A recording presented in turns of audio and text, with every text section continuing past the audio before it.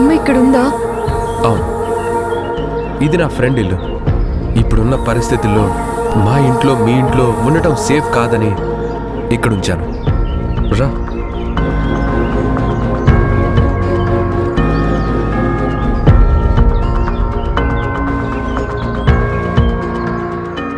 అత్తయ్య, అత్తయ్య.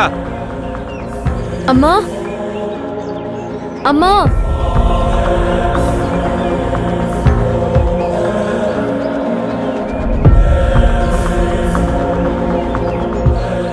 అమ్మా మంజు, అమ్మా.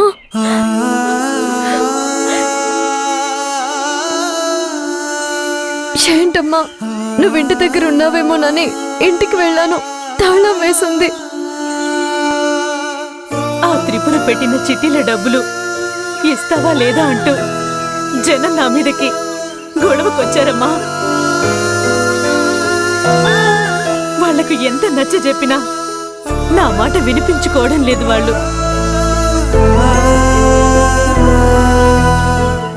అమ్మా, ఆ చిట్టీలకు నాకు ఎలాంటి సంబంధము లేదు మంజు. వచ్చిన వాళ్లకు ఏం చెప్పినా లాభం లేదు. వచ్చిన వాళ్లలో కొందరు అసభ్యంగా. నాతో చెప్పొచ్చు కదమ్మా, ఫోన్ చేసి ఉండొచ్చు, లేదా నా దగ్గరికి రాకపోయావా? ఇదేమన్నా మంచి పని అమ్మా? నేను మీ ఇంటికి వస్తే ఎవరో ఒకరు రేపు మీ ఇంటికి వచ్చి నానా రకాల మాటలంటే మనకున్న ఆ కాస్త మర్యాద కూడా మంట గలిసిపోతుందనే మన ఇంట్లోంచి బయటికి వెళ్ళిపోయాను.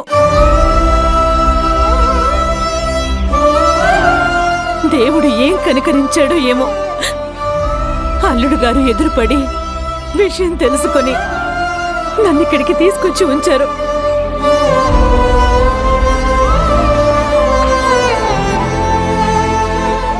అమ్మా మంజు, ఎందుకమ్మా బాధపడతావు?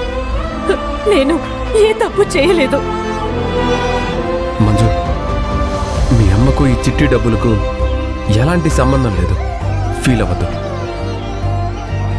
మా అమ్మ తప్పు లేదని నాకు తెలుసు సత్య గారు. కానీ జనం దృష్టిలో చిట్టి డబ్బులు జనాలకి ఎగ్గొట్టిందని మా ఇంటి పక్క వాళ్లే అంటూ ఉంటే నాకు మా అమ్మకు ఎంత బాధగా ఉంటుంది.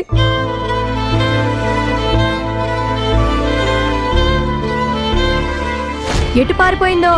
చిట్టీలు పెట్టి మోసం చేసిందంటగా. చూడ్డానికి అన్నపూర్ణ చాలా కామ్గా ఉండేది. పాపం జనాల డబ్బులు తీసుకుని ఈమె ఏం బాగుపడుద్ది? జనాలు ఇప్పటికీ మా అమ్మ మీద లేనిపోని దుష్ప్రచారం చేస్తున్నారు. జనం నాలుకలకు పదును రెండు వైపులా ఉంటుంది. ఎటు వీలైతే అటు మాట్లాడతారు. వాళ్ళ గురించి అస్సలు పట్టించుకోవద్దు. మనం సమాజంలో ఉన్నాము. సమాజంలో ఉన్న జనాభాకు జవాబు చెప్పాల్సిందే కదా. ఏం జవాబు చెప్తావు మంజు? మా అమ్మకు ఈ చిట్టి డబ్బులకు ఎలాంటి సంబంధం లేదనే జవాబుని నేను కోర్టు ద్వారా చెప్పిస్తాను.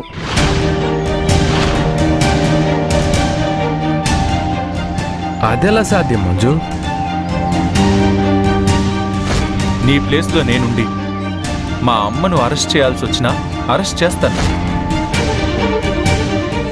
స్టేషన్కి తీసుకురాకపోతే జనంతో మీ అమ్మకు ప్రమాదం ఉంటుంది. కోపంతో ఉన్న జనం నోర్లు మూయలేం. అవసరమైతే మీ అమ్మ కనిపిస్తే అదే జనాలు చేయి చేసుకున్నా చేసుకుంటారు. మా అమ్మ నిరపరాధి అని నేననడమో మీరనడమో ఇంకెవరూ అనడమో కాదు సత్య గారు. కోర్టు ద్వారానే చెప్పిస్తాను.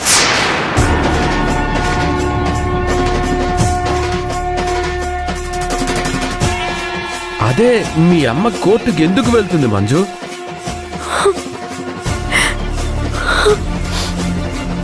ఇప్పుడు మా అమ్మను అరెస్ట్ చేస్తున్నాను.